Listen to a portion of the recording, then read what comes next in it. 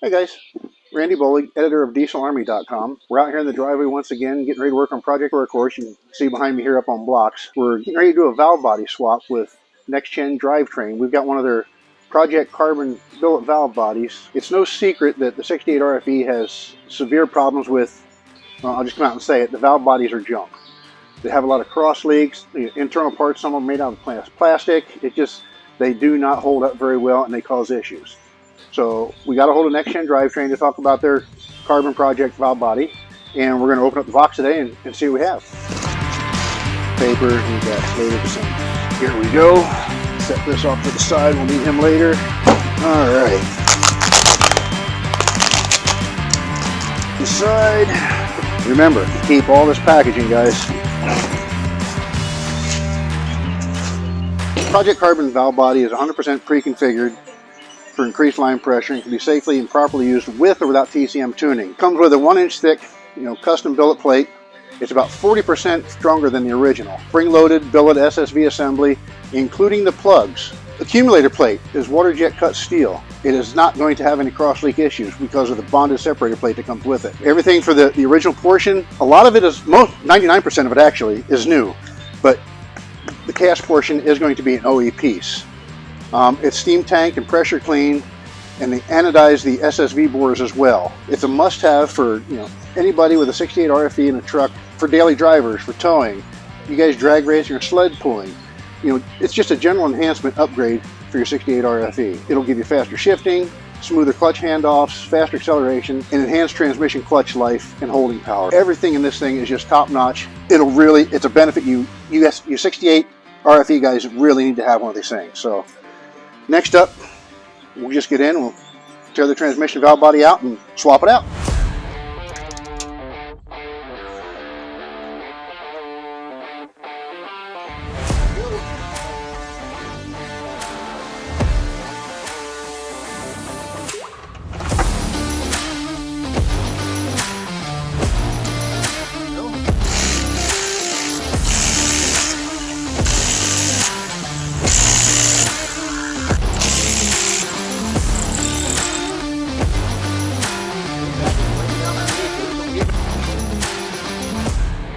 See our stock valve body on the right hand side there. We need to take a solenoid pack off, which is right there. So we'll remove that guy and get it put on the other one and ready to slide it back in.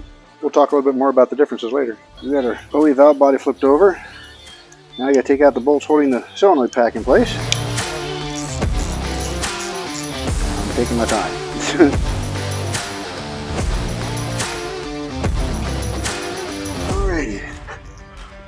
The most important thing you want to remember putting this back in is here. That has to line up with that.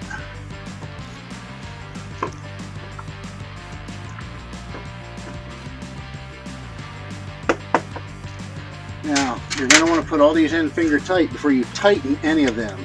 You're actually threading into this cast aluminum housing. And if you try to tighten them up one at a time, you will end up stripping out some bolt holes. And torque is 110 inch-pounds. Now, this one here, I'm just kind of snugging in. Snug. Snug.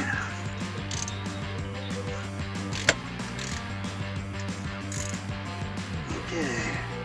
All of them are snug. So, torque here is 110 inch-pounds. Next up, we need to add the new filter.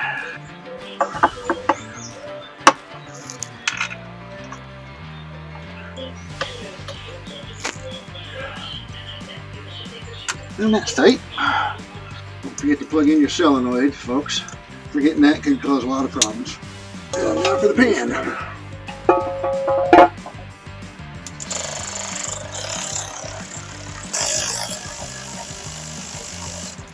I will say, after driving it a while, the shift qualities have really gotten better. I can feel the torque converter lock up. There's no up and down, back and forth between gears now. I'm actually ready to hook to a trailer here. First time I'll be pulling with a trailer with this valve body in it. So I'm looking for it to be really improved as far as towing. The normal driving is. Now that I've got the the break-in time basically on it, the 100 and some mile I drove it gently. Now I can get back to the house and take my calibrated power tune and get put in it. I got the shift on the fly tune from Calibrated Power where I can adjust between 1 to 5 for heavy tow, performance, light tow. I'm probably going to leave it most of the time on the heavy tow because that's what I do with this truck. It's a workhorse. It's not a race truck. I don't go down the track with it, but I do pull heavy trailers, so I'm going to leave it in heavy tow, but we'll let you know how that goes once I get back to doing that. But I will say, if you're driving a Ram truck, no matter what generation, if it's got the 68 RFE in it, I highly recommend the valve body upgrade like this. Transmissions are known for having issues with the cross leakage for the valve bodies. The accumulator pistons inside the valve body are made out of plastic. They don't last. A lot of oil pressure can leak by them. They shift poorly. They can just cause you an issue. If you have a Ram truck with a 68 RFE, a valve body should be your first upgrade to that transmission. Like I said, for the first 100 mile, I was very gentle with my driving. 30% throttle maximum, nice easy little drives around town. Putting 100 miles on for the learn is one way to do this. You can do the quick learn if you want to. If you're going to do the traditional learn, the slow learn, whatever you want to call it, don't get on the interstate and drive your 100 miles. If the transmission is not shifting, it's not learning anything. It's not going to do you any good. Drive it around town, the edges of town, just little cruises around. Go to the ice cream stand with the kids, the grandkids. Take your wife out to dinner, but drive the thing nice and gentle for the first 100 miles in town where it can shift a lot. Once you get past your 100 miles, this thing's good to go, and just like it was before you started, only shifting better. And there you have it, folks. Job done. See you next time.